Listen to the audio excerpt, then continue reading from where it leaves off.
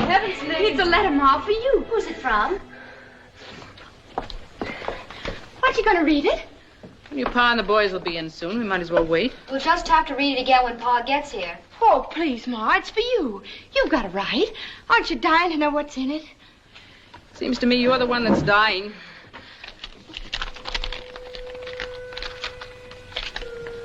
Dragonwyck, May 19th, 1844. My dear cousin Abigail.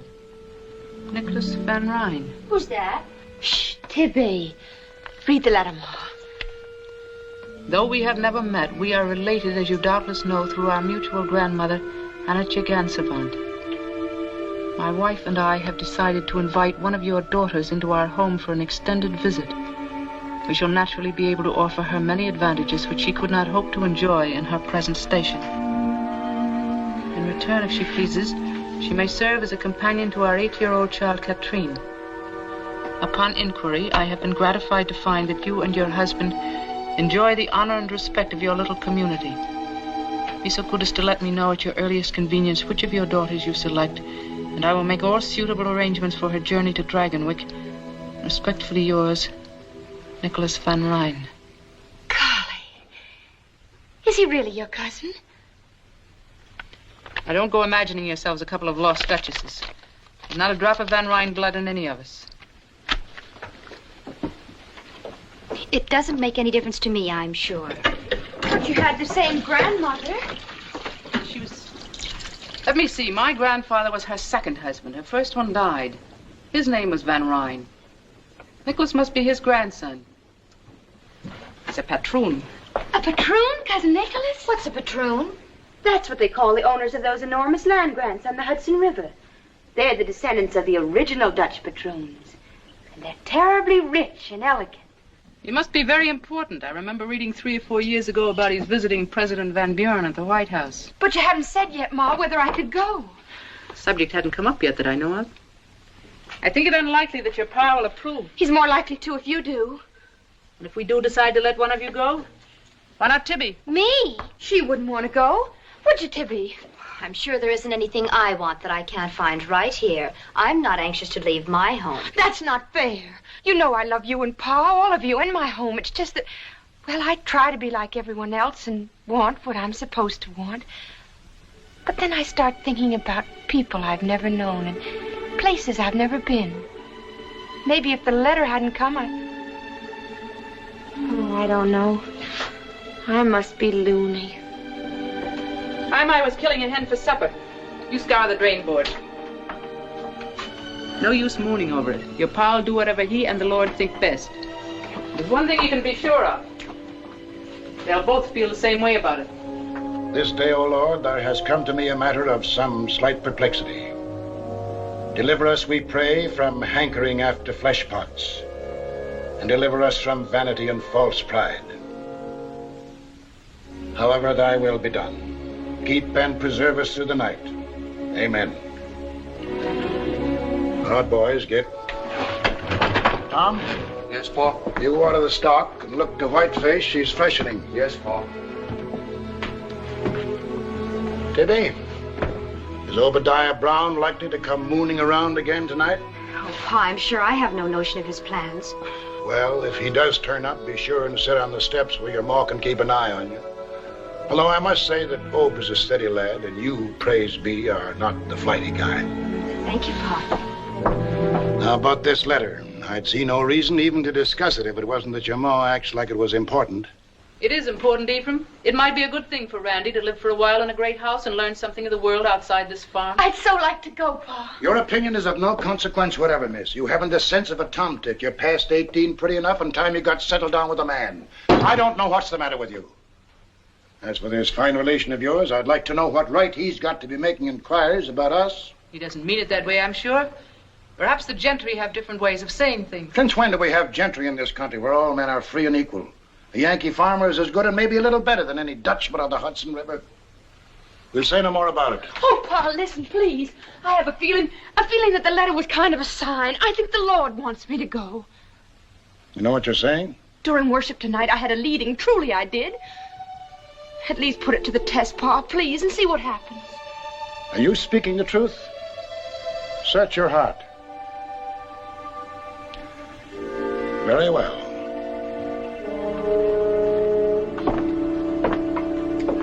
Close your eyes. Now open the book.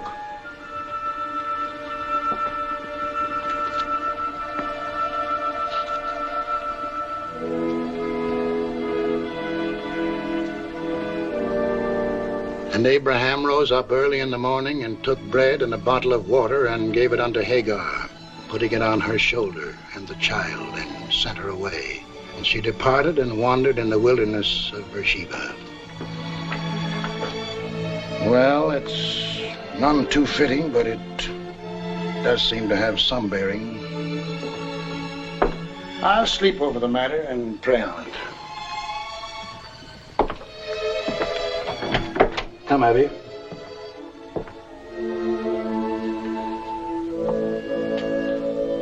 You know, this is the first time I've ever known the Lord to go back on your pa.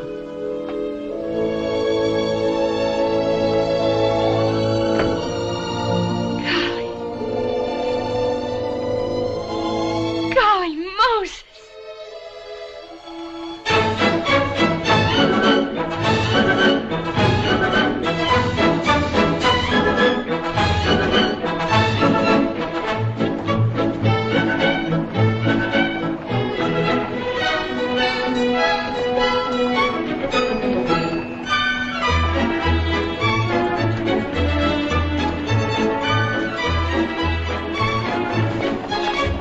Says in his letter for us to meet him at the Astor House, and this is it.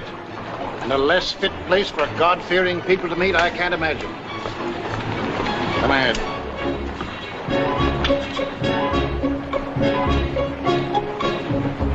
And, what can I do for you, my good man? Are you the tavern keeper?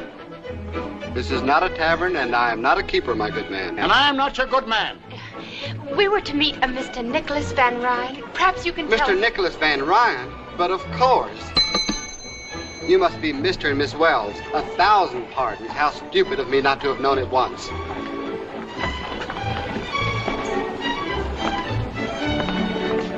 If you will do me the honor to come with me, please. Mr. Van Ryn regrets that he is not here to greet you, but he has directed that you're to have everything you wish. Everything.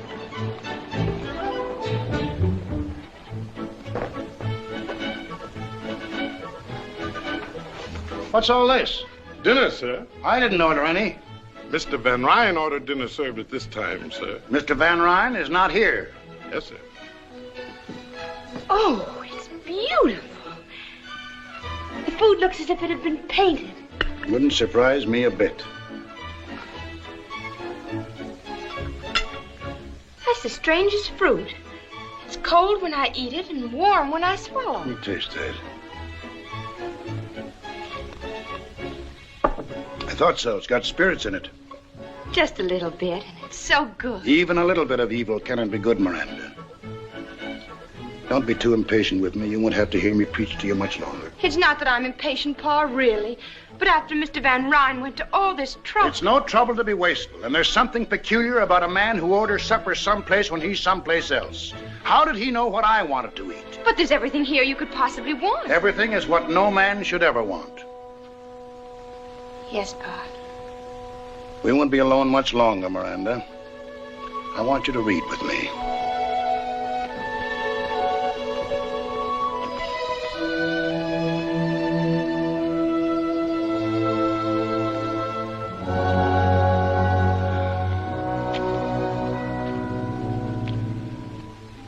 I will sing of mercy and judgment. Unto thee, O Lord, will I sing. I will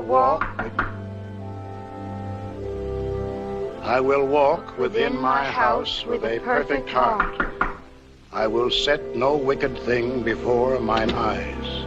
I hate the work of them that turn aside. It shall not cleave to me. A froward heart shall depart from me. I will not know a wicked person. More coffee, Cousin Miranda? No, thank you. You, sir? No, thanks. The music is very nice. I understand they've opened the dining terrace for public dancing. It would be fun to watch. I don't know what made me think you'd be a much older man, Mr. Van Ryn. You've mentioned my age several times now, sir. Does it affect your confidence in me? Alexander the Great, when he was younger than I, had conquered most of the world. Maybe if he'd been a little older, he'd have conquered all of it, or maybe he'd have had the good sense not to try in the first place. Aristotle was his teacher, Mr. Wells, but I'm sure he put things less clearly than you. Tell me, young man, what are your politics? My politics? Since Van Buren is a New Yorker, I imagine you folks up along the Hudson are mostly for him. Martin's an old friend and neighbor of mine. Naturally, if he's nominated, my farmers will vote for him. What do you mean, your farmers? The tenant farmers on my land. There are nearly 200 of them. Never heard of tenant farmers. Don't they own their own land? No, it belongs to me. It belonged to my father and his father, back to the first patroon who took title in 1630. I permit the farmers to work my land, and they in return pay me a yearly tribute and a share of their produce. But they can buy the land they've been working if they want to. No, Why not? because it belongs to me. As a farmer, I'd rather own 1/2 acre of barren rock, free and clear, than work the richest land in the world for someone else. I dare say we don't understand each other's viewpoint. I dare say. Cousin Nicholas, is that the new waltz dance they're dancing down there? It sounds very much like one. It doesn't look improper at all. Do you dance the waltz? Miranda, Yes, Cousin Miranda, I dance the waltz, but never in a public place. Oh. our politics may not jibe, young man, but I like your manners. Well, some good may come to you out of this venture after all. I'm glad you think so, sir. Now, it's time for bed. Don't forget your prayers, Miranda. No, Pa. Good night. Good night, Cousin Nicholas. Good night. Cousin Miranda, Yes? on occasion we dance the waltz at Dragonwyck. Good night.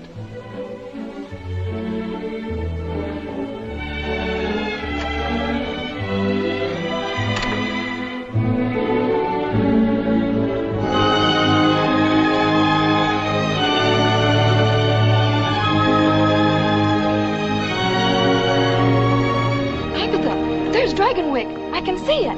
Dragonwyck, where? Over there.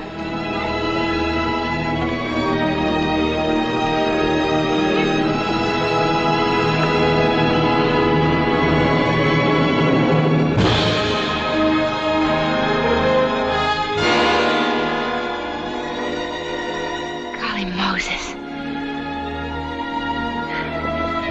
Cousin Nicholas! Cousin Nicholas! I saw it. I saw Dragonwyck. What have you done with your bonnet? How can you sit there so quietly? I should think that seeing Dragonwyck would be more thrilling to you than to anyone. Nothing can be thrilling that is shared with so many other people. Did you like what you saw? I'm afraid I've run out of words. I've said beautiful so often this afternoon. Every now and then you say golly. I prefer beautiful. I'll try to remember. Do you mind if I keep my bonnet off just a minute? The breeze feels so wonderful against my face. Tell me about Dragonwyck. How many rooms? I've never counted them. And lots of servants? I've never counted them either. Golly. I mean, imagine. The breeze must feel wonderful indeed with a face as beautiful as yours against it.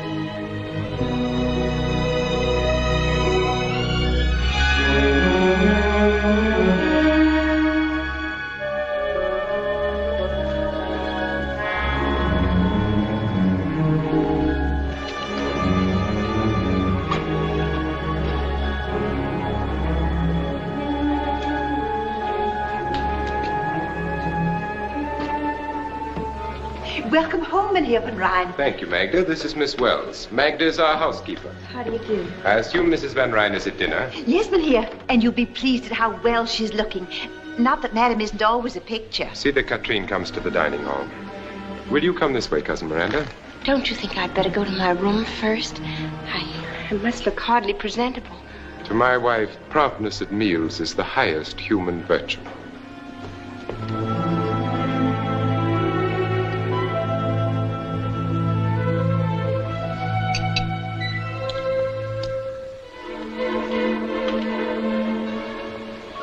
You're back.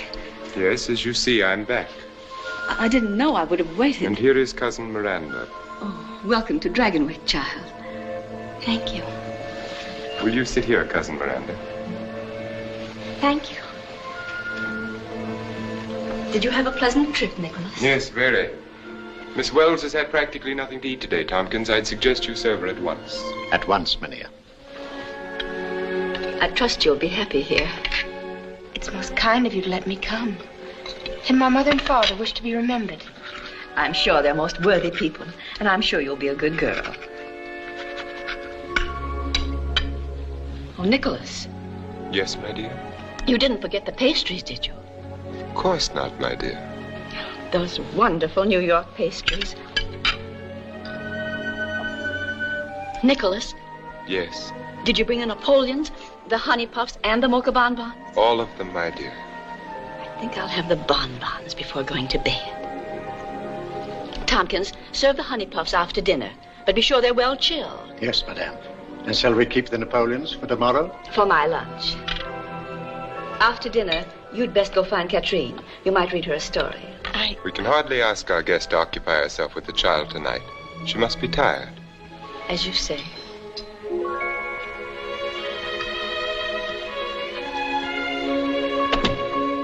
Oh, there you are, Pet. Don't shuffle your feet when you walk. And you're a naughty girl to stay away so much. I never can keep track of you. Have you had your dinner? Yes, Mama. This is your cousin Miranda, Katrine. Hello, Katrine. It would be courteous to return her greeting, don't you think? Katrine and I are going to have a lot of fun together. Aren't we? Yes, Cousin Miranda. May I go now, Mama? Oh, I suppose so.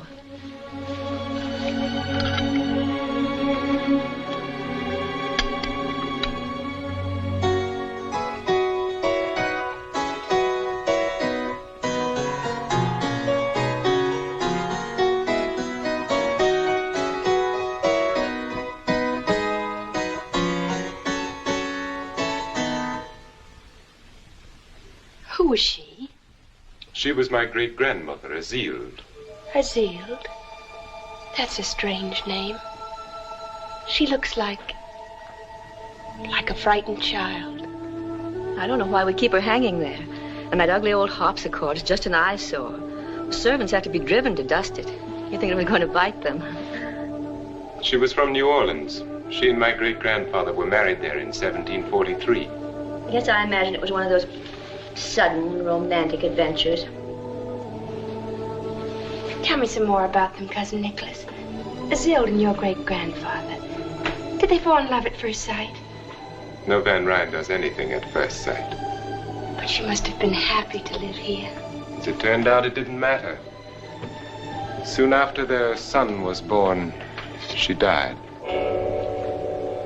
She brought this harpsichord with her from her home. She played it always. If you listen to the servants, they'll have you believe she still does. Fortunately, we don't listen to servants or to their superstitions. Oh, no, of course not. Isn't it rather late, Nicholas? Perhaps we should I shall stay up for a while, but if you wish to retire, my dear. Yes, I think I will. Well, good night, then. Good night. Good night.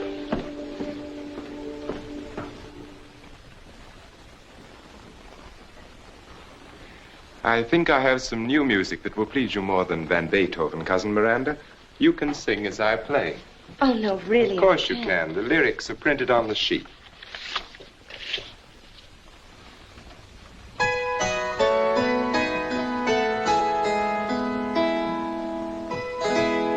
I dreamt that I dwelt in marble halls, with vassals and serfs at my side, and of all who assembled within those walls, that I was the hope and the pride. I had riches too great to count, could boast of a high ancestral name, but I also dreamt, which pleased me most, that you love me still the same. That you love me still the same. You read the words with an extraordinary understanding. I've never seen them before. Then perhaps there is someone at home whom you've promised to love still the same? Oh, no. It is getting late. I'm sure you've had an exhausting day. I shall have Magda show you to your room. Thank you. Good night, then. Good night, Cousin Nicholas. Since we are not really cousins, I can see no reason why we should continue to call ourselves so. Good night, Miranda. Good night.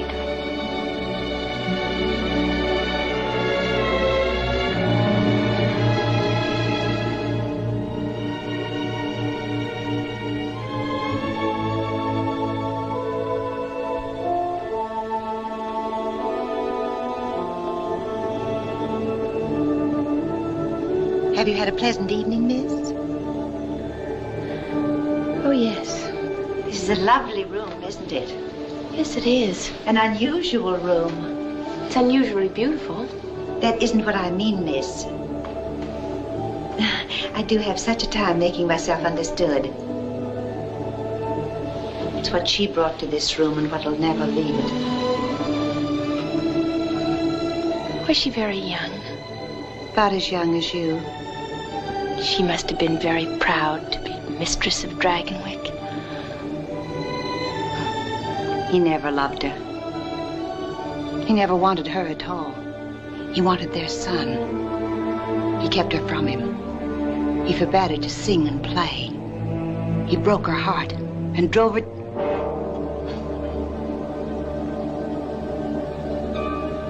She prayed for disaster to come to the Van Ryns. And she swore that when it came, she'd always be here to sing and play. She killed herself in this room. This harpsichord. That's just kitchen gossip. Oh, you mustn't take me seriously, miss. No one ever does. May I take you to your room now? Thank you.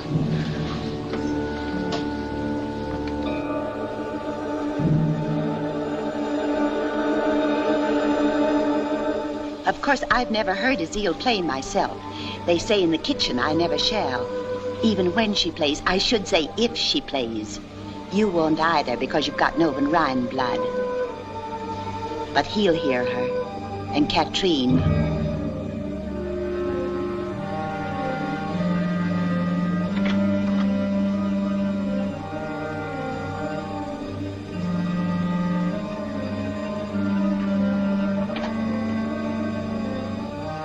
Is this my room? Yes, miss.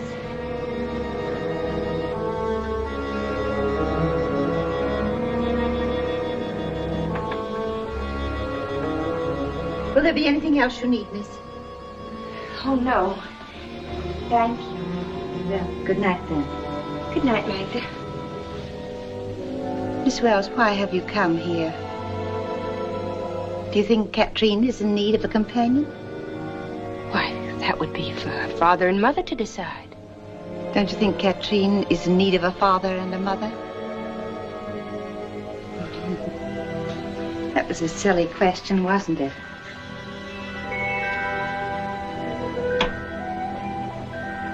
You like it here? Of course I do. Of course you do. You like being waited on. I could see tonight it was the first time. You like peaches out of season. You like the feel of silk sheets against your young body. And one day you will wish with all your heart you'd never come to Dragonwyck.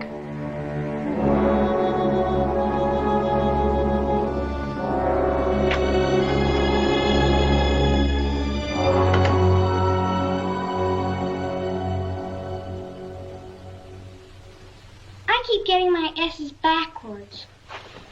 It's very simple once you get the hang of it. Up, and then a hook, and then a swing to the left, and there you are. Mm-hmm. That's right. But Pa's kind of like a teacher to you, isn't he? He's been very kind and helpful to me. What's he like? Your father? Yes. Is he nice? But of course he is. Don't you think so? Does he like me? Katrine, what a strange thing to say. Your father and mother both love you very much. Did they tell you that? Why, it's understood. They love you just the way you love them. But I don't love them.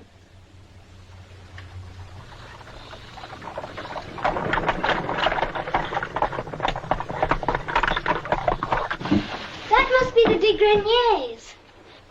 They've come for the Kermesse tomorrow. They're staying overnight. The Count's such a funny-looking little man. It isn't polite to stare. Did you say Count?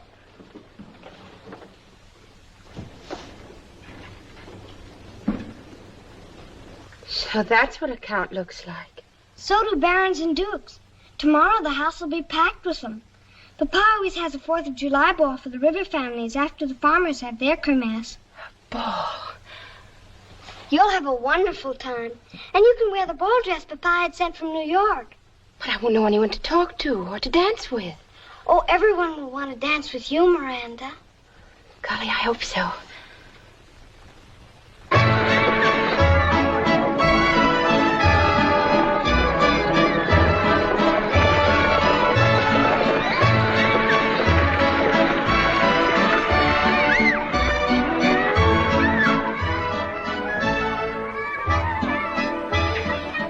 I hide every year to watch. Sometimes, after Papa leaves, I go and stand near the carousel. Perhaps you shouldn't have come, Katrine. It's wrong, you know, to disobey. Oh, you're just saying that because you're supposed to. Is there anything wrong about the Kermesse? No. Could watching it make me a bad girl? I suppose not. Then it's wrong to forbid me to come. That sounds pretty logical to me. Hello, Dr. Turner. Hello, Katrine.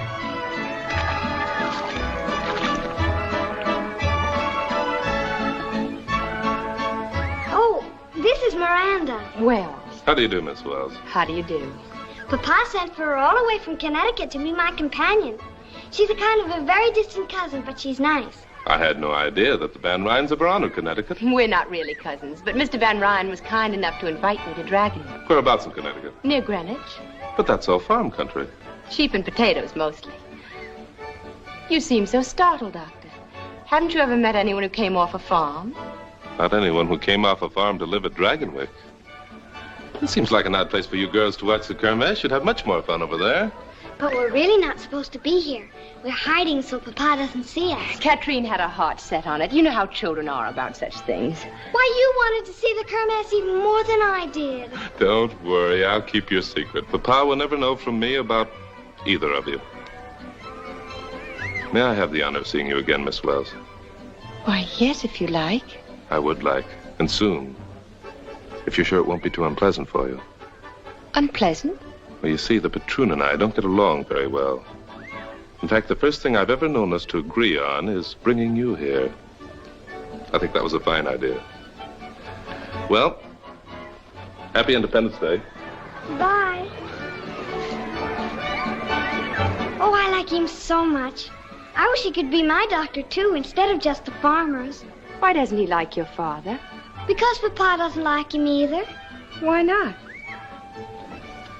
Papa never says why not.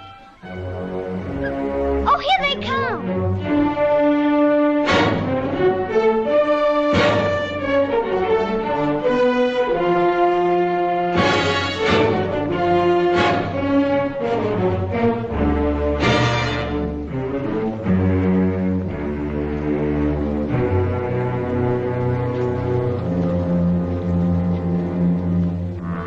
What brings you to our Kermesse, Dr. Turner?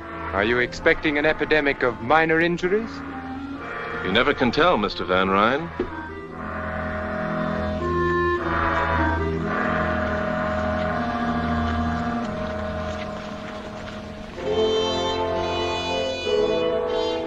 This chair came from Holland with the first patroon. It represents, among other things, over 200 years of extreme discomfort. The patroon is ready. The first man will come forward, bringing with him rent and tribute. Class Bleecker, Hill Farm. Rent, winter wheat, and... You've brought nothing with you, Class? No. Perhaps your crops were poor. My crops were all right. Take your hat off when you speak to the patroon. I'm a free American citizen. I take my hat off to no man. What you do with your hat is your own concern. Are you ready to pay your rent? No. Nor will you ever again get so much as a grain of wheat from me. It is your purpose, then, to farm my lands and enjoy the privileges I allow you without making any return. Your lands? Did you hear that? His lands! For 200 years, the Bleeckers have worked the hill farm. And for longer than that, it has belonged to the Van Ryn. We've paid the worth of it many times over, and you know it. Well, here's the finish. I'm sorry to hear it. But since you feel that way, I order you to leave my land by tomorrow noon. If you are not gone, I shall have the proper authorities put you off. Have the next man step forward. Otto Gebhardt. Won't you reconsider your decision, Mr. Van Ryn? Klaus Bleecker and his wife and children have no home other than his farm. Where will he take them? I see you've come empty-handed, Otto. Have you a reason? You know the reason. It's his birthright as a free citizen of a free country. These men are not alone. The anti-rent movement has swept New York State. Man, take your head out of the sand and help to solve this problem peacefully. Because it's got to be solved, peacefully or not. Speak up, Otto. I'll bring the stuff tomorrow, sir, if that will suit. Will the rest of you men step forward, please? I have something to say. Tired of listening and talking and listening!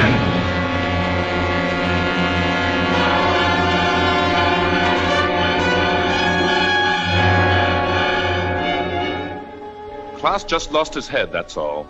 He doesn't mean violence any more than the rest of us. I hope you'll overlook this. I suppose I must regard what you did as an effort to save my life, Dr. Turner. And whether or not I regard you as a meddling trespasser, I suppose I must thank you. You've got the facts wrong. The way I see it, you're the trespasser. Also, saving your life wasn't what I had in mind. If Klaus had killed you, it would have done these men infinitely more harm than you could ever do alive. So don't thank me, Mr. Van Ryn. I shall say a few words about what has just happened, and they will be my last. Dr. Turner's efforts to incite anti-rent rebellion in our local district have been well known to me for many months now. Just what is it he wants you to want so passionately? It has an assortment of highly romantic names, the rights of man, life, liberty, the pursuit of happiness, and such. And all those will be yours with the titles to a few acres of soil. Believe me, my welfare does not depend upon you. Rather, you depend upon it. But my rents and tributes and my responsibilities are hereditary, the symbols of a way of life to which I have been born and in which I shall continue to live. I shall never relinquish my position.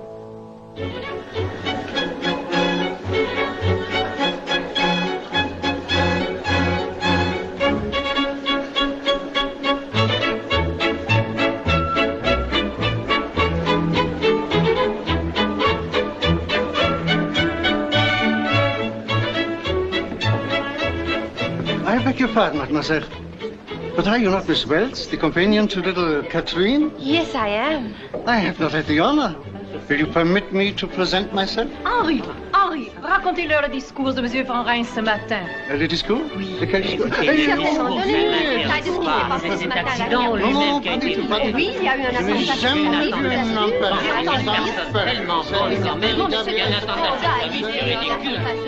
I imagine that ever so many parties are being planned for you and dear Harmon. Oh, yes. The DeWints are giving a soiree for us next month.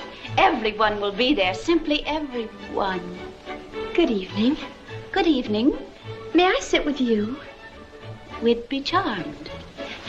My name is Miranda Wells. I am Cornelia Van Borden. My sister Elizabeth Van Borden, Miss Helena Vanderhyde. How do you do?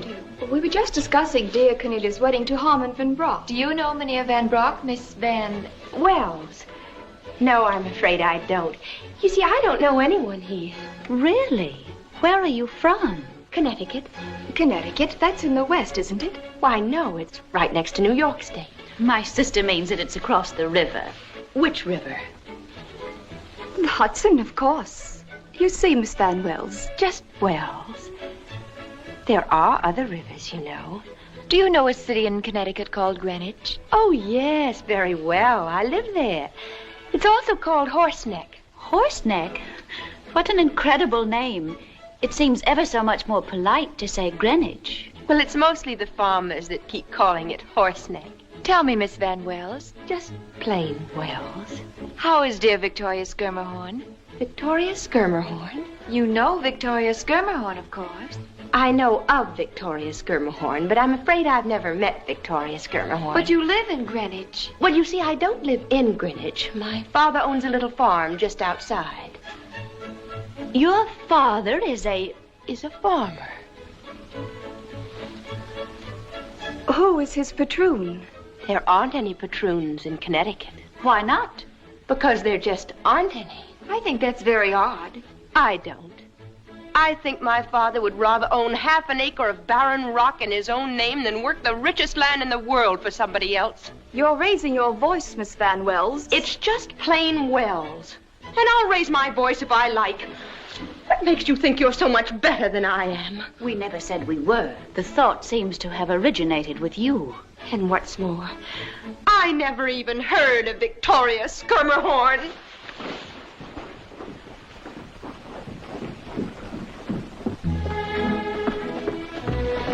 Miss Wells, is there anything I can do for you? No, thank you, Magda. Of course, it's only my humble opinion, but I think you're the most beautiful lady at the ball. That's very kind of you, Magda. All of the servants think so. I can't understand why you haven't danced every dance. Then I suppose most of the gentlemen are spoken for.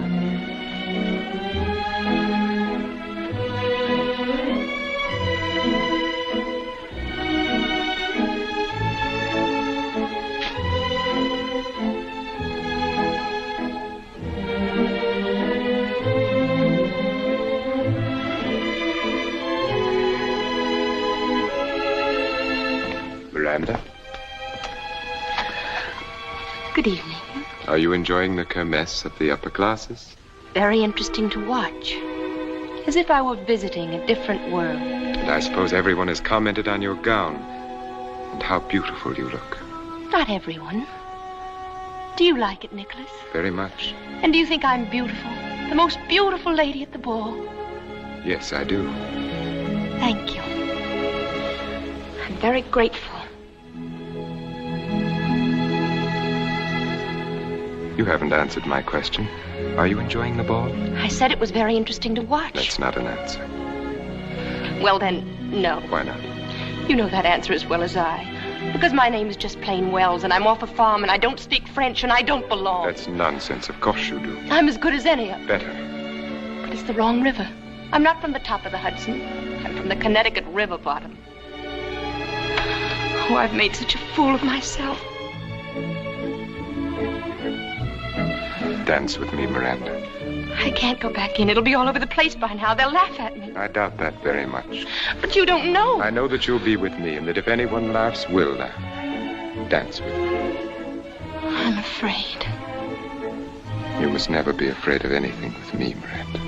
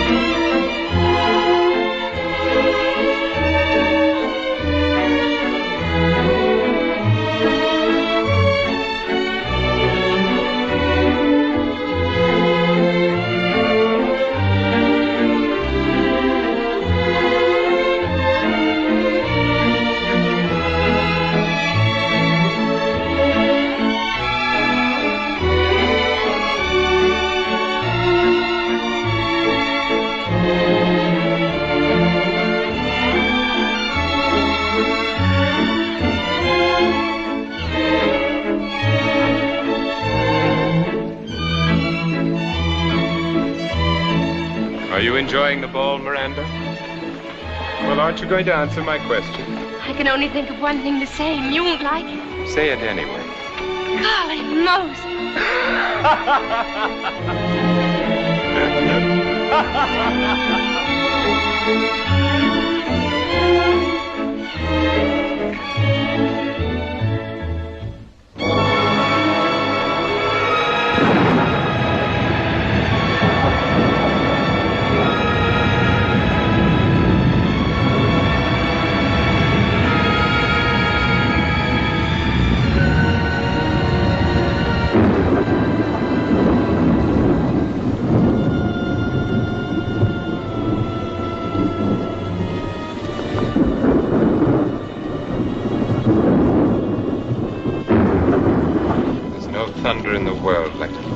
Catskills. The lightning seems to set the mountains on fire and they roar back. That's all very romantic, I'm sure, but it doesn't help my cold. It's never been this bad. It seems no different from your usual winter attack. But we've always closed the manor in the winter and gone to New York. Now I'm sick. If I must be here, why can't I even have Dr. Hamilton to look after me? The storm lets up and the roads are passable. The storm lets up. They never stop in these dreary Catskills. Come in. What do you want? Mynheer Van Rijn asked this be brought to you.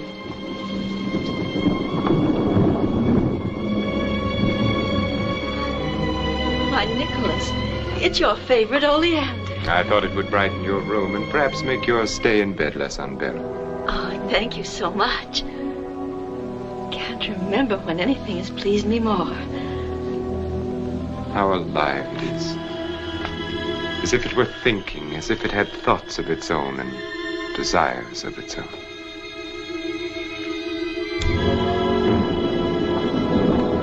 I know how greatly you treasure it, and I'm all the happier that you thought to bring it to me.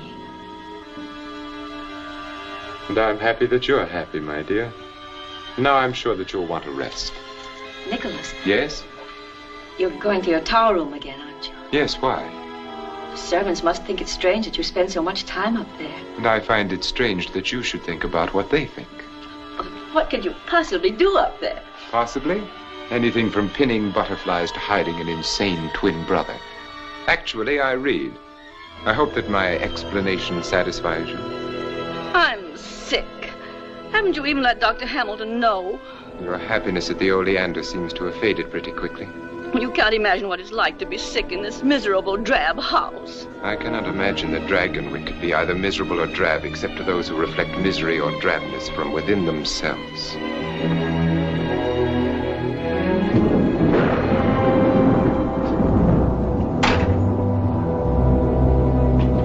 Mynheer Van Rijn. What is it, Magda? Is Dr. Turner? No one is sent for a doctor.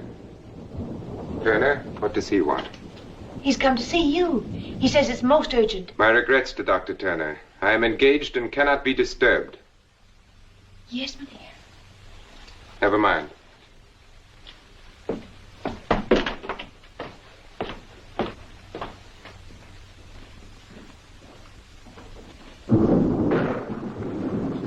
Sorry to intrude like this, Mr. Van Rijn, but it's most important. Yes?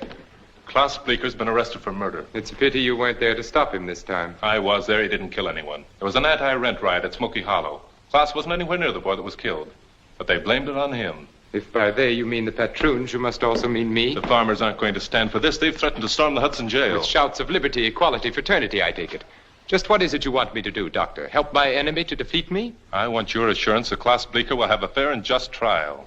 Let me make my position clear, Dr. Turner. Whether Klaus Bleecker lives or dies is of no more concern to me than my life was to him. Or you. That seems to be perfectly clear. Good evening. Good evening. Won't you stay for dinner, Doctor? No, thank you. Miranda, have Tompkins set another place. I'd rather not, if you don't mind. Perhaps I spoke a little hastily, Doctor. I might be able to help. Well, that's a pretty sudden change of mind. What brought it on? I assume that John Van Buren is to prosecute the trial, is he not? Yes. He's a close personal friend of mine. You still haven't told me what changed your mind. Dr. Turner, you have my assurance Klaus Bleecker will have a fair trial. Now you might do something for me. Mrs. Van Rijn has a severe cold. Will you help her if you can? Yes, certainly. I'll show you to her room.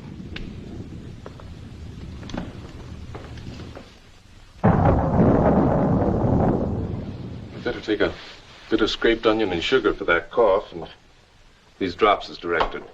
You'll be fine in a few days. A few days? Dr. Hamilton always kept me in bed for at least 2 weeks. He's probably right, but with most of my patients, it's all I can do to keep them in bed while I examine them. A lighter diet might help. Soup, tea, boiled eggs, less cake. That's nonsense. It's common knowledge that one should stuff a cold. I'll eat all I please. Well, you get well faster without it, but you get well anyway. What a beautiful oleander.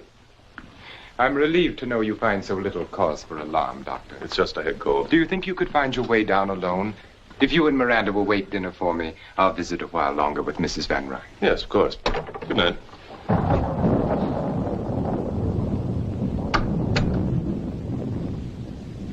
Dr. Hamilton usually encourages you to eat. But then, of course, he has the tolerance of experience and age. Turner is young and relentless. You told him you wanted to stay and visit with me for a while. What did you mean by that? Precisely what I said. Just to stay and be with me? Oh, Nicholas, you confuse me so. Sometimes when you bring me flowers and smile at me, I think... What? That you like me and want me. And sometimes... Yes?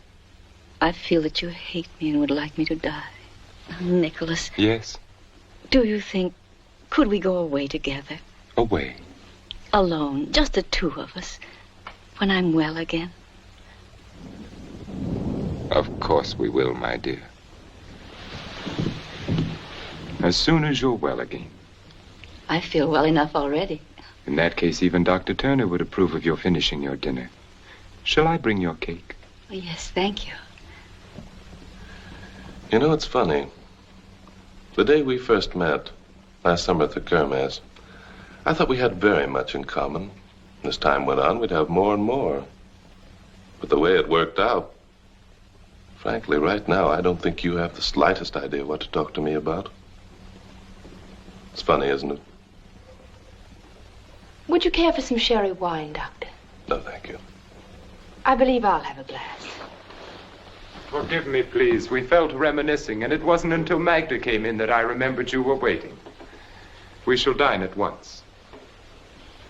Of course, Doctor, you're not to think of starting back on a night like this. You'll stay over. No, really, I We'll have... consider your objections overruled and the matter settled.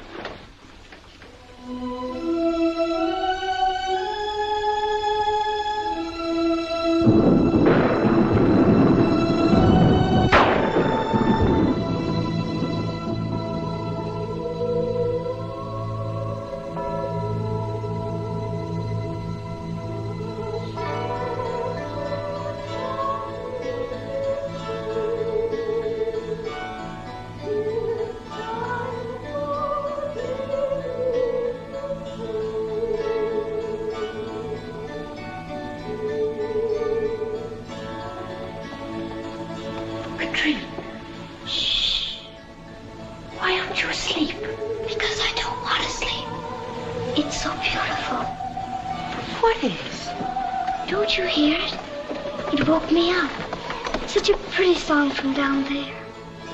You've been dreaming. It's a lady. She's singing and playing the harpsichord. Katrine. It's like a lullaby. But it must be funny, because every now and then she laughs. There, she's laughing now. Don't you hear it? It's getting louder and louder. Oh, I don't like it now. Make her stop. I'm afraid. I'm afraid. Make her stop. Darling, it's no one. Really, it isn't. You must believe me. It's... Well, I can remember when I was a little girl. I used to imagine things so hard that I thought they were real. But don't you see, if there were anything, I'd hear it too. It's stopped now. Of course it has. Never started, really. Oh, I'm so tired. What is it? It's Mrs. Van Ryn. She's very sick. Tell me, what happened? About an hour ago, she woke up and started to rage. Oh, the pain must have been terrible. Magda, what's the matter? Is Mrs. Van Ryn?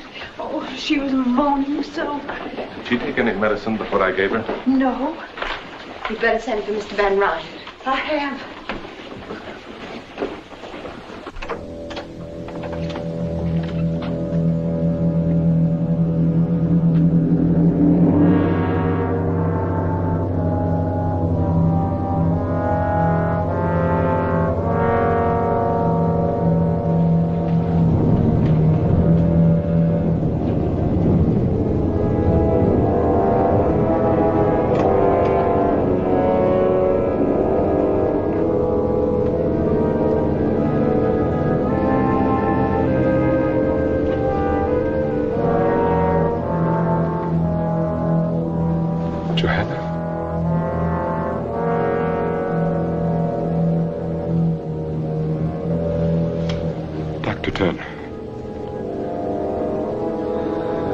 Understand it.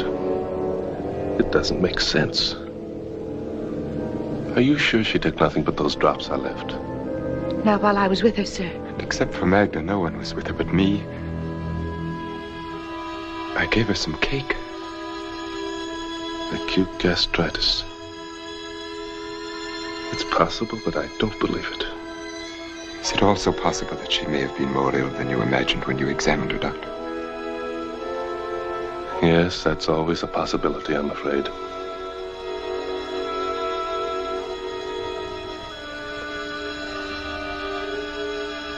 See that the pastor is notified at once. And have him come to me.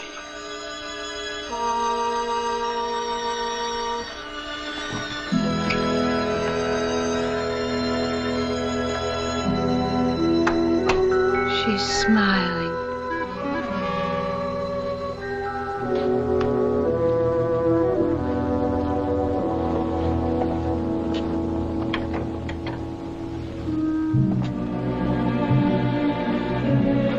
I'm sure he didn't mean that you were to blame. Whether he meant it or not. I don't know why she died. That's shameful, isn't it? For a doctor not to know. It's funny the way she ate.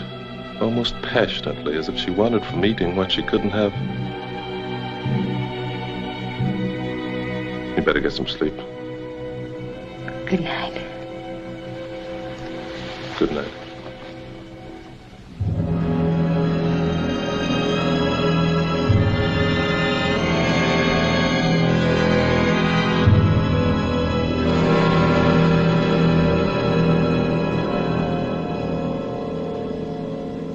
I remember how the chapel bell rang on the day Johanna and I were married.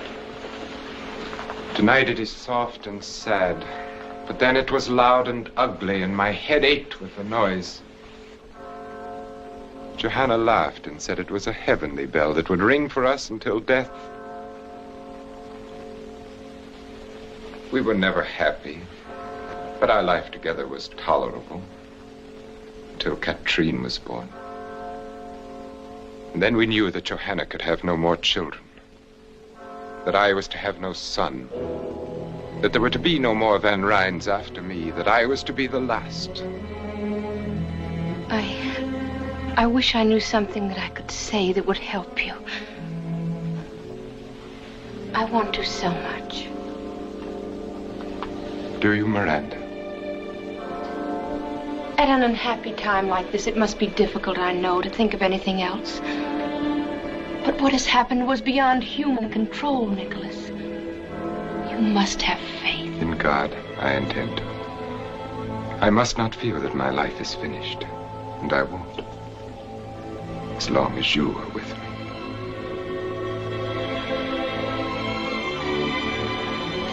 The bell has stopped now. It must be nearly dawn. Miranda, you've known as well as I that this was inevitable. That we were inevitable. I didn't know who you were, or what, or where. Out of all this world, why should I have called to you and no one else? And why should you have come to me and no one else? It's because you were meant to. You knew it the instant our eyes first met and everything within us met. And you know it now. You have no right to say that, to talk like this, please. You couldn't help yourself any more than I. Am I right? Tell me that I'm wrong. Forgive me then if you can. I had no right to speak as I did, and you have every reason to be angry with me. But I had to say it. There was no way for me not to. And no one but you to hear it. Good night, Miranda.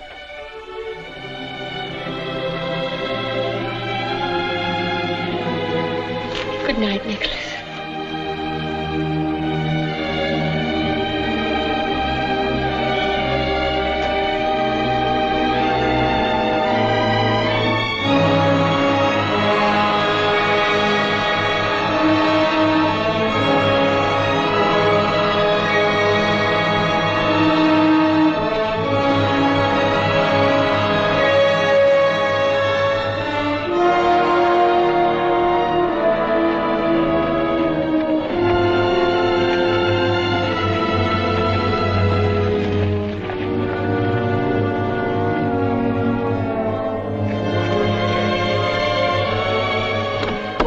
I just heard the news that you're going away. Why, Jeff Turner, I never thought you'd go to all this trouble to say goodbye. That's just it. I don't want to say goodbye to you. But, Jeff, I'm going home. Well, that isn't what I mean. I think it's fine that you're going back to your folks. What I mean is, Greenwich isn't so very far away after all, is it? I know, Jeff, it isn't. And I was thinking that maybe I could come there and visit you in a month or so. Of course, Jeff, whenever you're passing through. Would next week be too soon? Well, I know our relationship hasn't been exactly... Well, I've teased you mostly and sometimes made you angry, but I've always thought that in time I could show you how I really felt. And that maybe...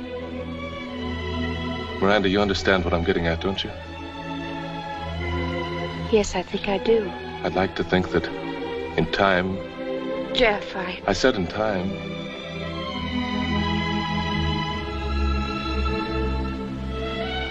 Is it that hopeless? I don't know what to say. Well, there's not very much you can, I guess. Well, have a nice trip. Thank you, Jeff.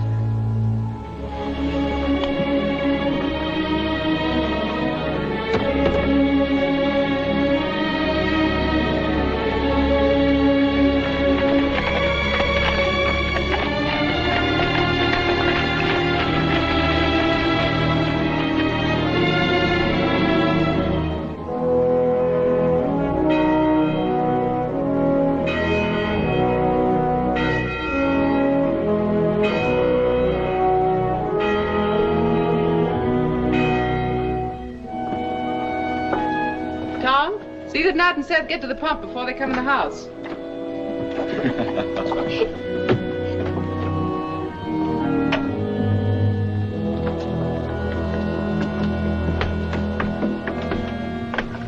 Come inside. I want to talk to you.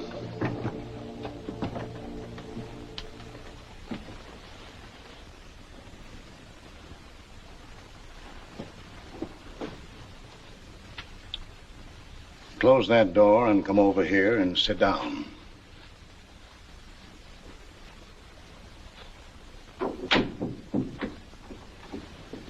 That was a nice sermon today, Pa. Strange you should say that. Struck me you weren't listening too hard. I heard every word. Struck me your mind wasn't on it at all. Where is your mind? What's the matter with you? Nothing's the matter, I tell you.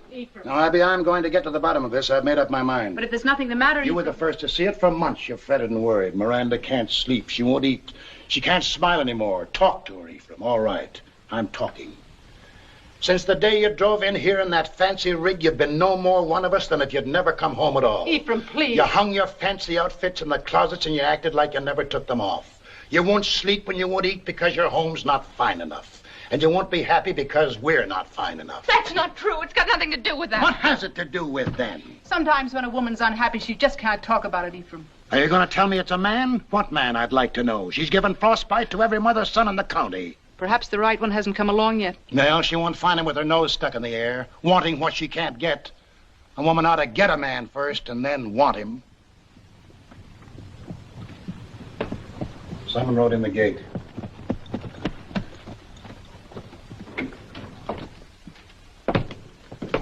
Here's a message for Ephraim Wells, Esquire, from Weed's Tavern in Greenwich. Who's it from? I don't know, but I can tell you how to find out. Read it.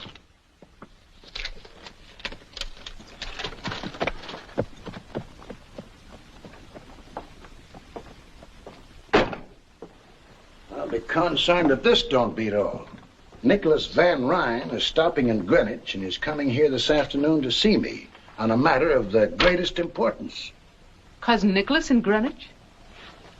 What in Tunket could he want, huh? Miranda?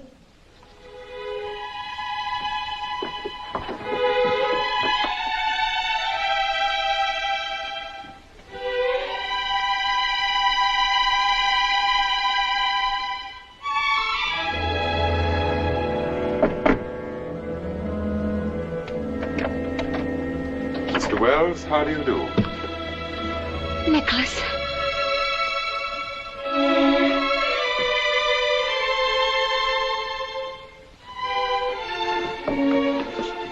Just what is the meaning of this?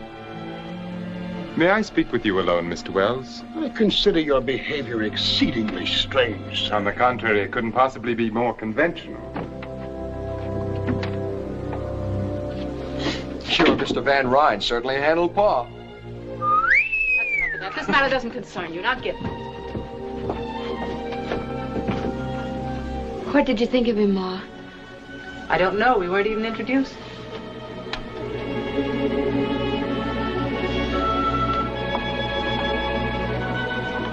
That was just in the excitement of the moment. He's such a perfect gentleman. He'd never be impolite to you. I'm sure he has fine manners. He's come to ask Pa. He wants to marry me. I know. How do you know? Ever since you've been home, you've never brought his name up once. A woman's apt to be that quiet about a man she loves. Besides, you've ironed that dress every week now for 2 months. Miranda, child. Yes, Ma. You love him very much. Of course I do. Are you sure? Why do you ask that? It's just... Maybe I shouldn't have let you go. Maybe Dragonwyck should have stayed something to read about and dream about. My dreams came true, Ma. Can't you see? Ever since I was a little girl and built a castle in an apple tree. But you can't marry a dream, Miranda. What about him? Do you love him? But it's all Nicholas. Nicholas is all of it.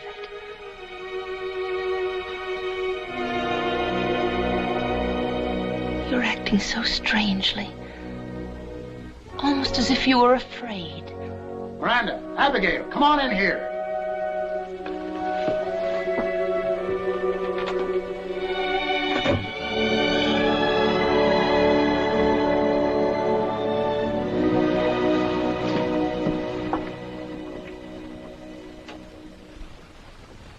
Says he wants to marry you. Says you know all about it. Yes, Pa. Have you considered that your mother and I might object? I have already pointed out to your father at some length that there are no valid objections. And I've already pointed out to you, sir, that I'll make up my own mind. What do you think, Abby? I don't think thinking has anything to do with it anymore, Ephraim.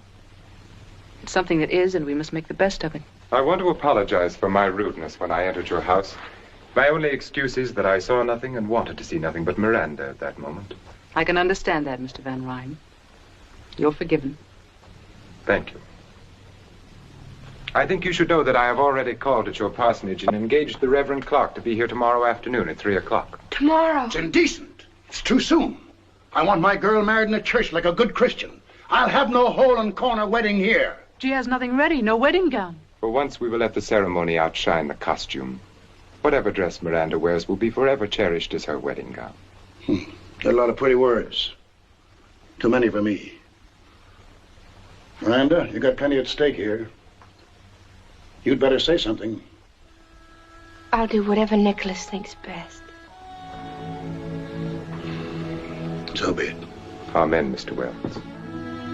And now I must return to Greenwich. Miranda, will you walk with me to my carriage? Until tomorrow, then. Goodbye.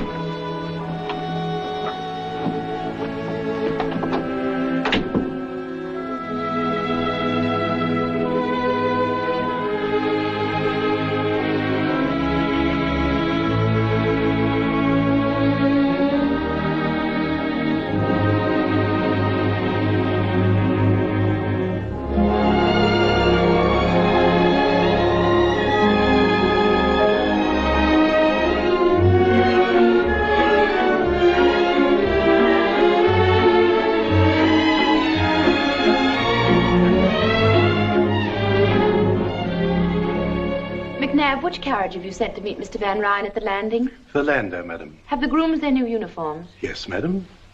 Here are the menus for the week. Thank you, madam. And Mrs. McNabb, I've just written Miss Katrine that we found her doll. Please be sure that it's packed carefully. I wouldn't want anything to happen to it. Certainly, madam.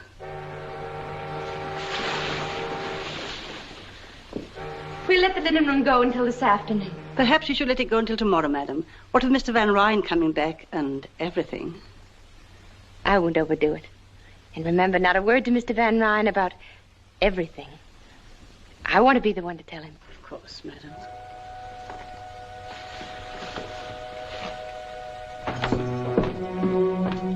Welcome back, son. How did you find New York? Unbearable, thank you, Mrs. McNabb. Nicholas. How lovely you are. I'd almost forgotten how lovely you are. I'm not when you're not with me. I'm not anything. 3 long weeks. Have you missed me? Have you been well? I missed you terribly. And everything has been just fine. As a matter of fact... I'm having our townhouse entirely redone. A new music room. We must plan a series of entertainments for the winter Mrs. season. McNabb said I'd find you here. Oh, I beg your pardon. I didn't know. That's all right, Peggy. This is Mr. Van Ryn. Was it anything important? Well, it was just a reminder that you ate none of your breakfast this morning. And all your favorite dishes, too. We won't talk about food if you don't mind. You'll eat every bite of your lunch or there'll be quite a bit of talk. You carry on as if you'd cooked it yourself. Me?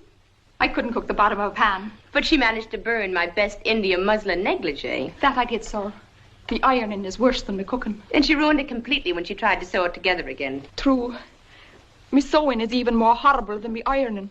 What would I be wanting with the likes of a greenhorn like you? Can you tell me? That I can't. But you'll eat your lunch just the same. And what was that strange little creature? That was Peggy. Peggy O'Malley. I assumed it had a name. What was it doing here? I've engaged her as my personal maid. Your maid, that untidy little cripple? She's not untidy, and her leg's no fault of hers. She's had a miserable life. It's the strangest recommendation I've ever heard. She's bright and willing and good to me, and Nicholas, I want her as my maid. I shall have McNabb give her some extra money and a good character. It's so little to ask. Please, Nicholas. Deformed bodies depress me. Perhaps I can divert your attention with this. I brought it for you from Mr. Tiffany's new shop. How dare you say that? How dare I? You speak as if her crippled leg were a weakness on her part rather than merely God's will. We'll agree then it is God's will. Now perhaps we can discuss your plans for the Kermesse ball. Are they progressing nicely? Madame Duclos swore to me that your gown will be finished and delivered to you in time. She needn't overwork herself. It's very likely I won't need it at all. What do you mean? The Van Borden sent their regrets yesterday. Their regrets? A previous engagement or some illness in the family. I forget what excuse they used. I see. That makes the 8th refusal in 4 days. It's only because of me. Because you married me. Miranda. You are Mrs. Nicholas Van Ryn. You will be with me wherever I am always. Luncheon is served. Thank you, McNabb. Nicholas. Yes? Sometimes I think that we... That we what? I think about that night. The night she died.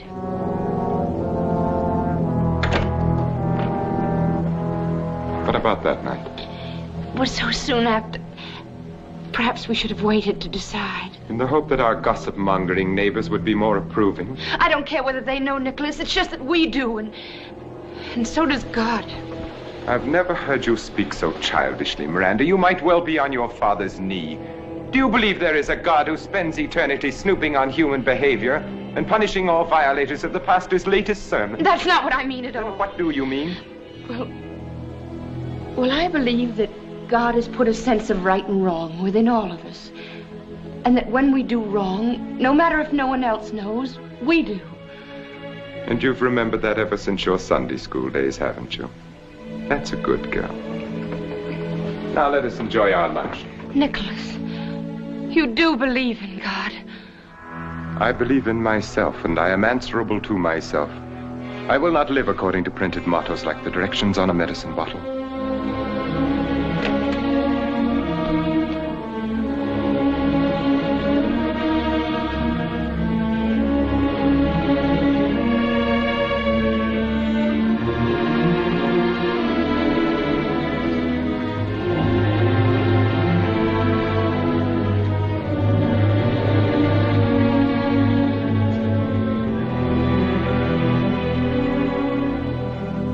Would you like me to say grace? That won't be necessary. Then I shall begin our salad dressing.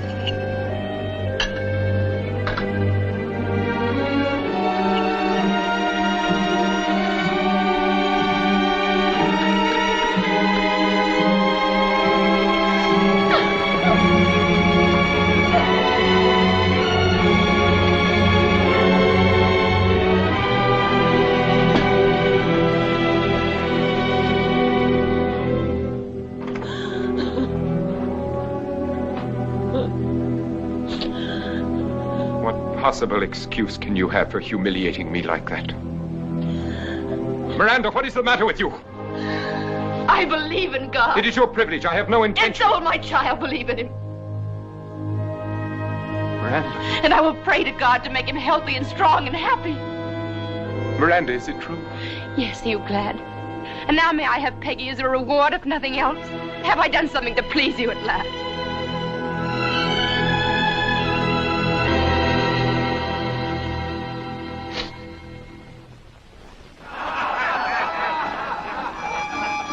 Pleasant talk. They're celebrating. I'm going to celebrate, too, and get drunk. John Young's our new governor, and the farmers of New York State have got a right to celebrate and get drunk. Hand me up my ancestral chair.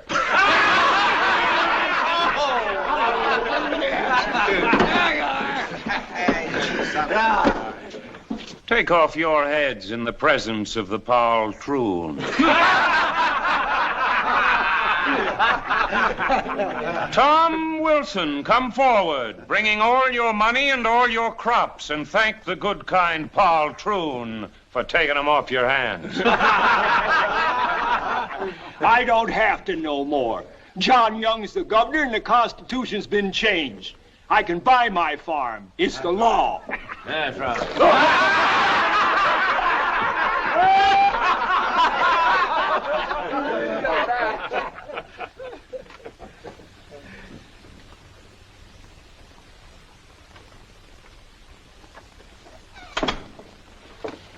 Dr. Turner, will you come with me at once to Dragonwyck? We need you urgently.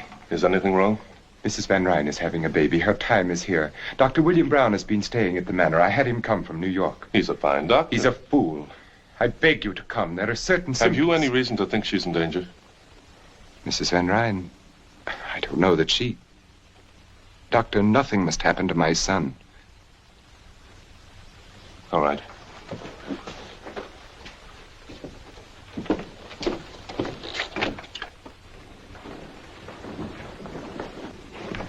She's been took back, and they won't let me near her. Please, let me go to her.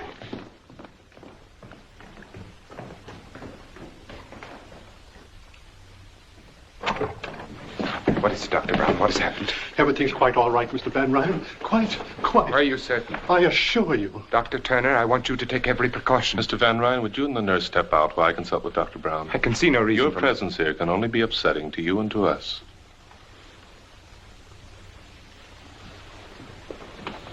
Dr. Turner, thank heaven you've come. I can't assume this responsibility alone any longer. The man's a maniac. I think he'd kill me if anything went wrong. Nonsense. My dear fellow, you just don't know. When I tried to resign from the case and return to New York, he had me locked in my room. He watches me all the time through those icy eyes of his. Sometimes I think he's mesmerizing me. Have you been giving a laudanum? Yes. As far as he is concerned, everything's quite normal. There is an irregularity in the child's heartbeat.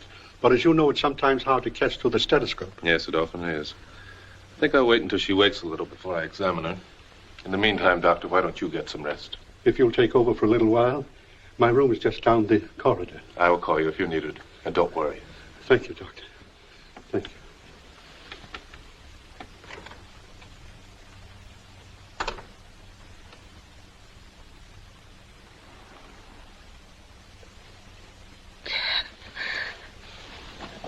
Hello there. I don't know whether to believe this or not. You can believe it. Are you going to take care of me now? Yes. I'm going to take care of you now. That's good.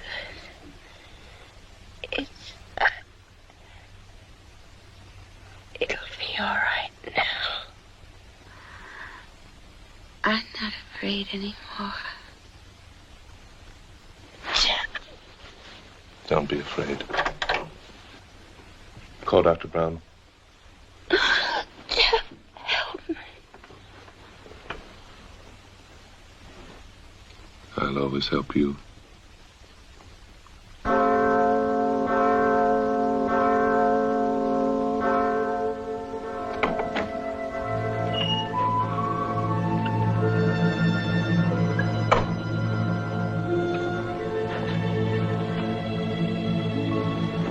Mr. Van Ryn, there's something you must know.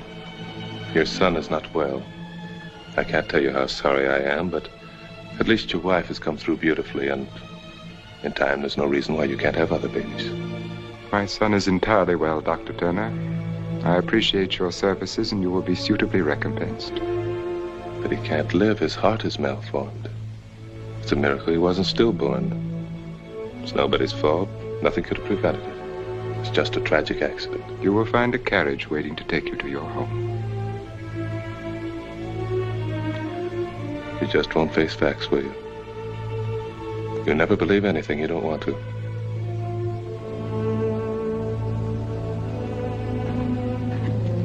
And there is no reason for you to see Mrs. Van Ryn again. Good day, Doc.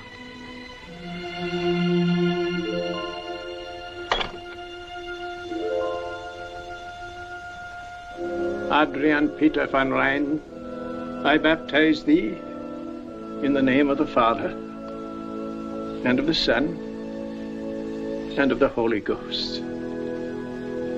Amen. We yield thee hearty thanks, most merciful Father, that it hath pleased thee to regenerate this infant for thy Holy Spirit, to receive him for thine own child by adoption, and to incorporate him into thy holy church. Amen.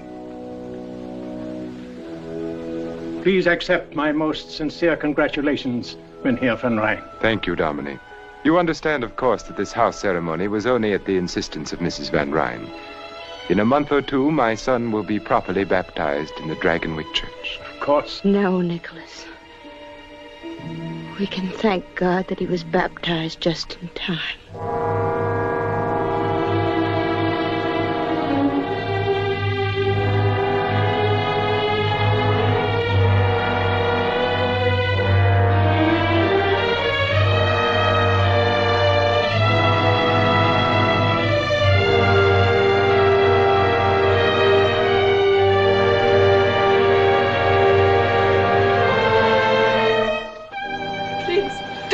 Now, please. Loathsome little cripple. Why should you have been permitted to live and not my son?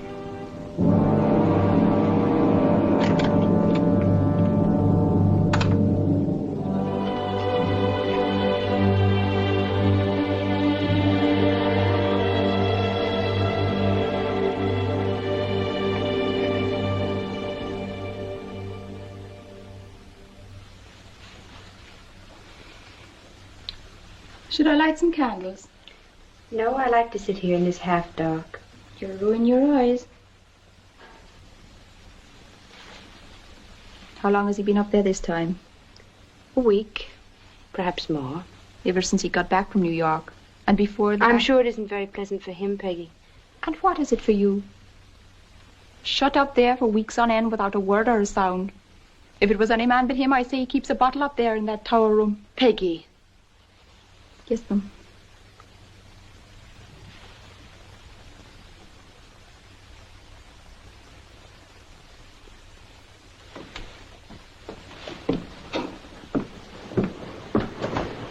I'm going with you. Don't be silly. I'll not let you go up there alone. That's enough of that. Please don't. I'm afraid.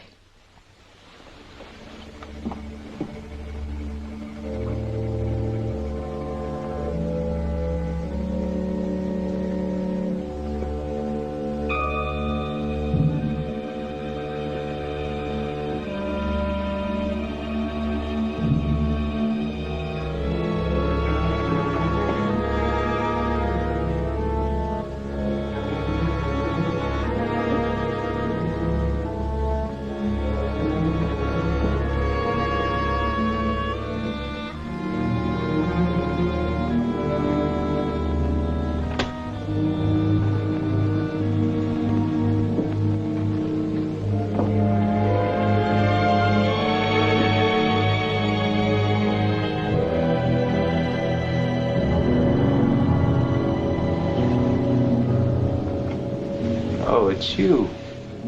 Yes, Nicholas.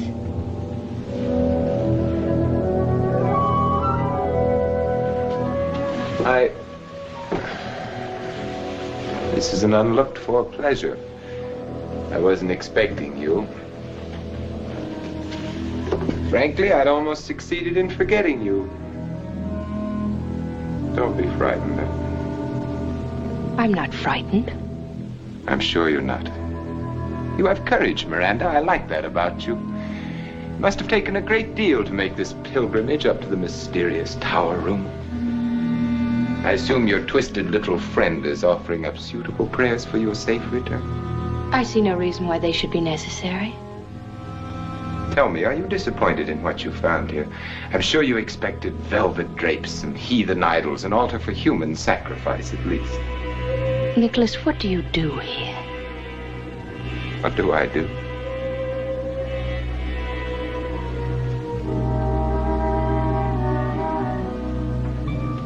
I live. I'm sure you mean a great deal by that, but it isn't very clear to me. Didn't expect you to understand. How could you? Don't be offended. By ordinary standards, you're quite intelligent.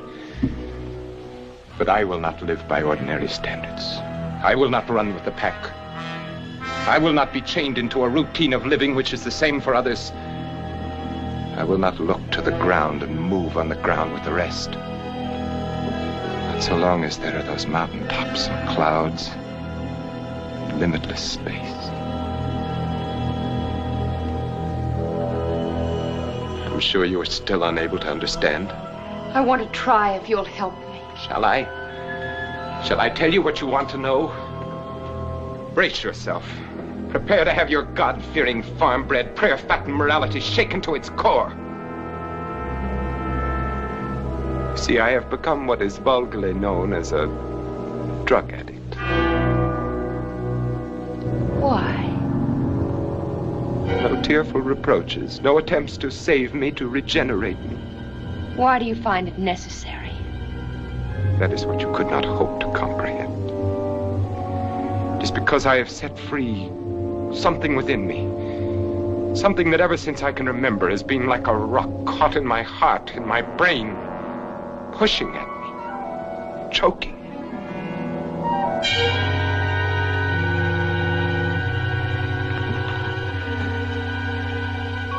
I know you better than you think.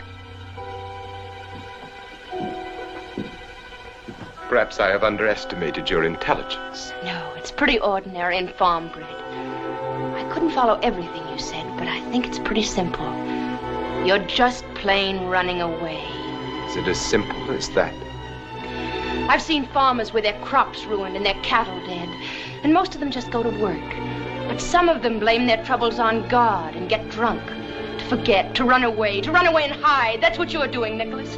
Whenever you've come up against something unpleasant that you couldn't change, like the rent law. Or the death of my son. Our son. Get out of here. Nicholas, let me help you. I don't need to be helped. Help me, then. Please don't shut me out like this. Let me be unhappy with you and happy again. Let me be part of you. Let me love you and love me, too.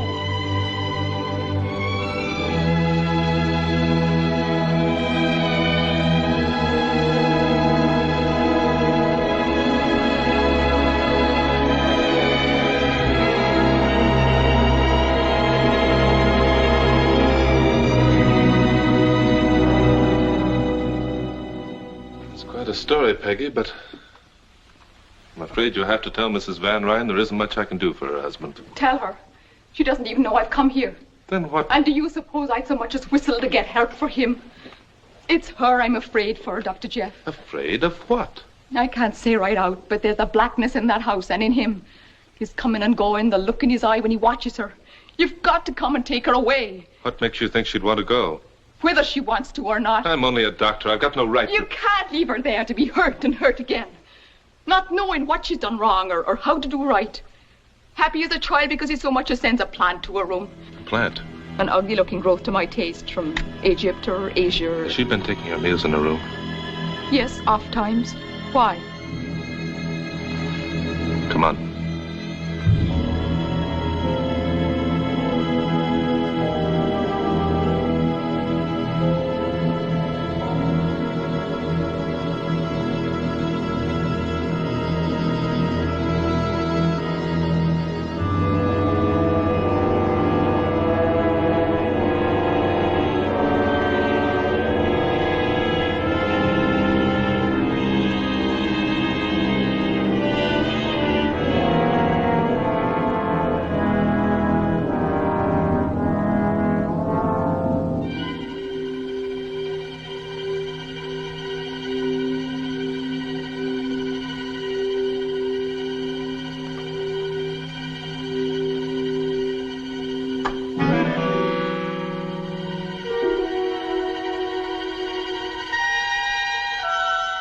Please don't stop on my account.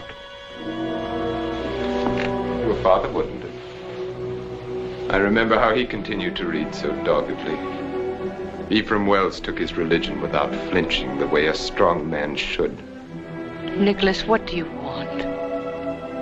I appreciate the warmth of your greeting. The quick happiness in your face at my appearance, your pleasure at my company. Why have you come here? Inasmuch as this is my house, must I explain my presence in it? Of course not. Forgive me, I'm so tired. I'm sure you are. This has been a trying time for you. And yet, strangely enough, your tribulations seem to have become you. I cannot remember you more beautiful than you are now. And your beauty amazes me as much now as always. Your strength, the earthiness of your peasant stock, and more, your grace, your unexpected look of quality. It would be a pity if we were not to have another. If you were barren. That's a matter of the Lord's will. Yes, the Lord. I'd forgotten. The Lord who giveth life and also takes it away. Why did he take my son's life? I have no way of knowing that. It could not have been without purpose. No one gives life, takes it without purpose. Why do you suppose you are here, Miranda? By the Lord's will or by mine? What you are is the reflection of what I wanted you to be. You live the life that I gave you. Now you do look frightened. What are you thinking? Johanna. Why? I don't know.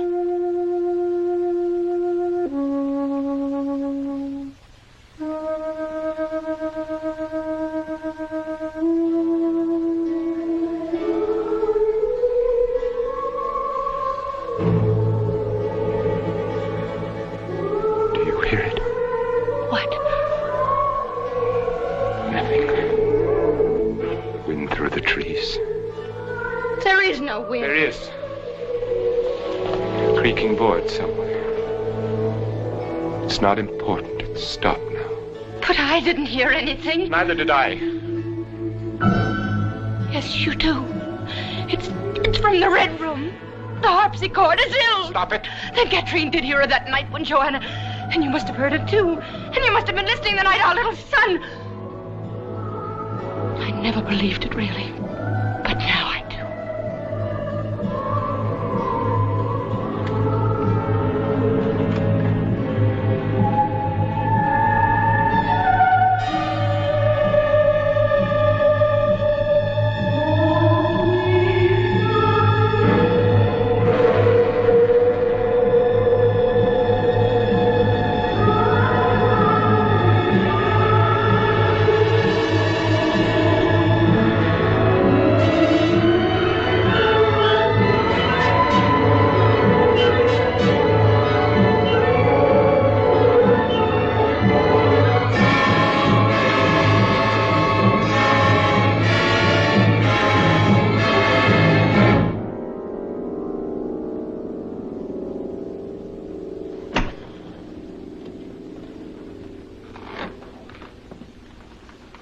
I just happened to be passing by, and I thought I'd drop in. Passing by. I see. Summoned in the best heroic tradition. By the faithful little cripple. And have you an army of farmers equipped with pitchforks lurking in the garden? No. That fight's all over, and you lost it. But Peggy seemed worried about you, so Do I look as if I needed medical aid rushed to me in the dead of the night? You can hardly expect a diagnosis from me based upon your appearance alone. It's good to know you have become more careful in your diagnoses, Doctor. I can recall when you were less thorough. I've improved a lot since then. There was much room for improvement. May I be frank? You're not a very good doctor, Dr. Turner. There are too many things you should know that you don't. I still insist I've improved. For one thing, I've learned a great deal about plant life. I would think that human life were more to the point. I've discovered that the two are strangely related. You know, in a way, you're responsible for it all. How nice. We must discuss your discoveries sometime soon. What about right now? Jeff, what are you doing here at this time of night? The patroon and I are discussing flowers. Flowers? And while we're on the subject, I suppose you've thanked him prettily for the lovely plant in your room? I don't understand. It doesn't matter. He does.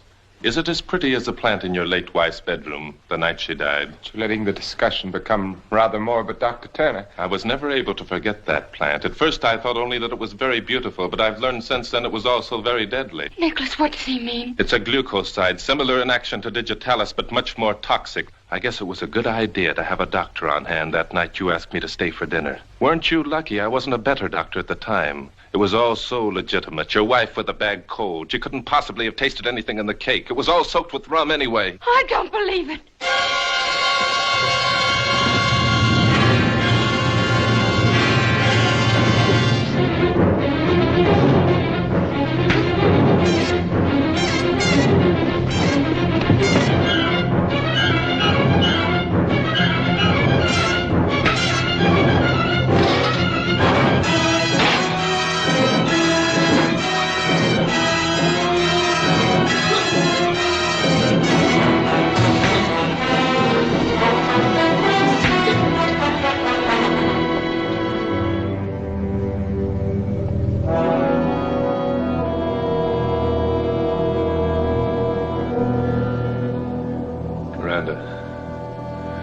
You better come with us.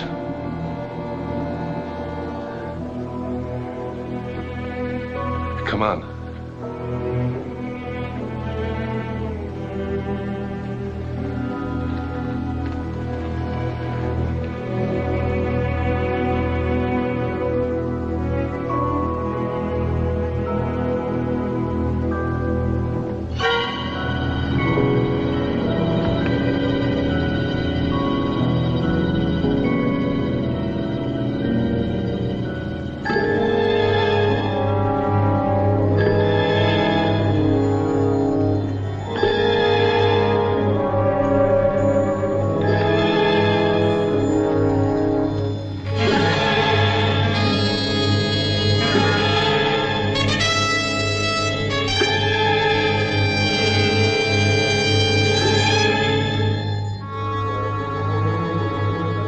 Tom Wilson, Jeb Ribbling, Gebhardt, Brown, Berger.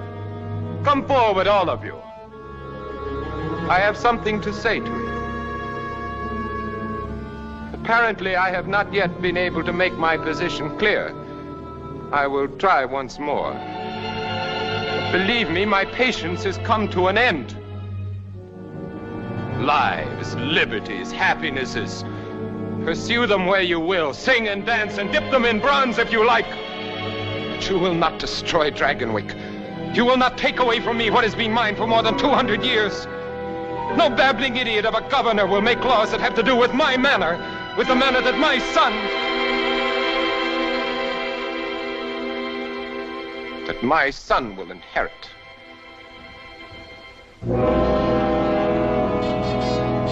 Oh, it's Dr. Turner. What are you doing here? You are not wanted. You're trespassing. I don't want you here. I don't need you anymore. There was a time when you knew too little and I could use you, but now...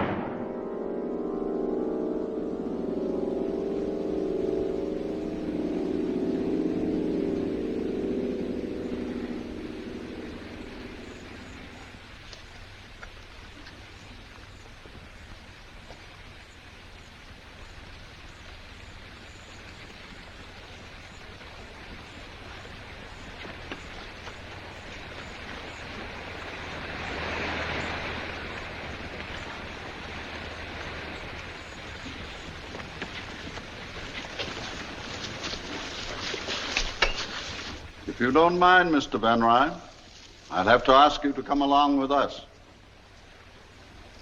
Mayor Curtis, isn't it? Yes, sir. I do mind very much.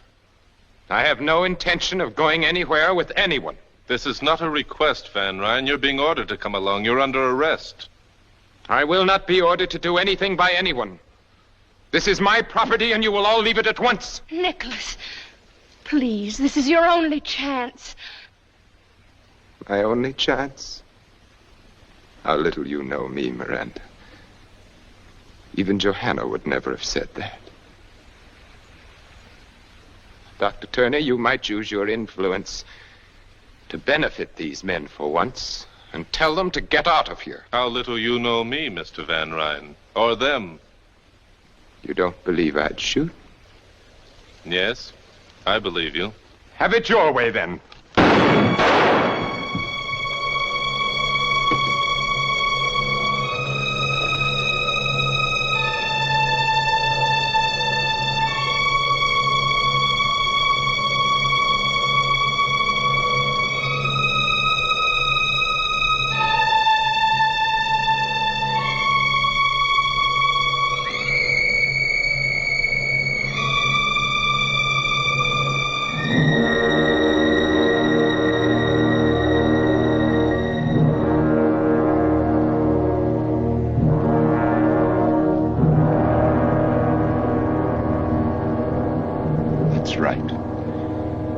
Take off your hats in the presence of the patroon.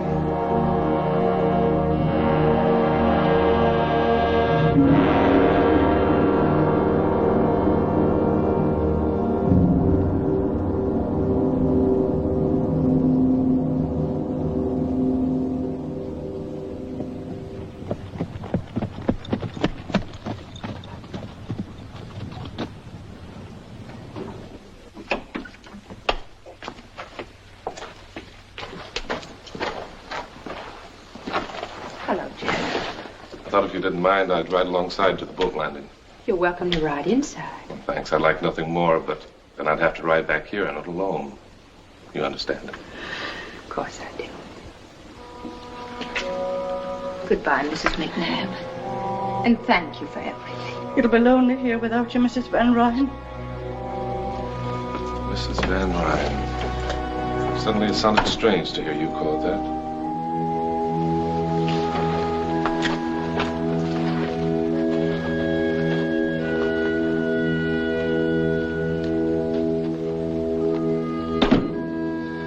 Is that all you're taking with you? It's all I brought with me. From home. Except a black dress. The way you just said home. As if you never had any other. Have I ever?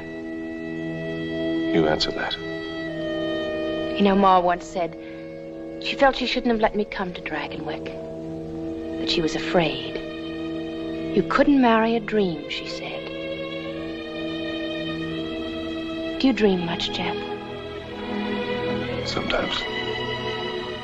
Some dreams are very real, I guess. So real that they get confused with reality.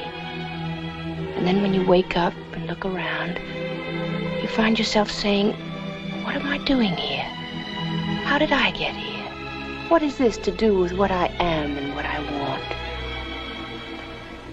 Then I guess you make up your mind you've had a nightmare. And you go crawling to your Ma and Pa. So it's back to Greenwich now, Miranda. With never another thought of anything here. Well, Greenwich isn't so far away after all. Perhaps you'll be passing through sometime, Jeff.